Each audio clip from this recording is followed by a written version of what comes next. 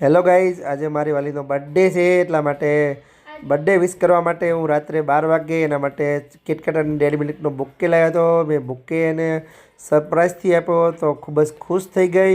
પછી સવારે મોર્નિંગમાં કીધું ચાલ તને સરસ મજાની ગિફ્ટ લઈ આપું.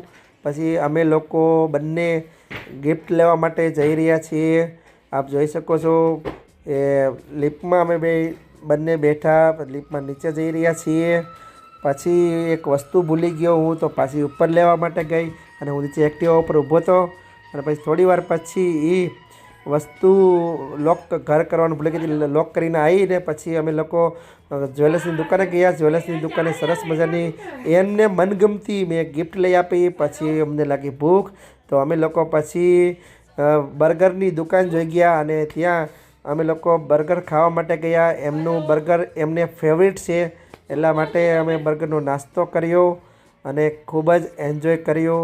અમે ત્યાં સુધીમાં તો 6 વાગી ગયા. Bye bye. જય સિયારામ.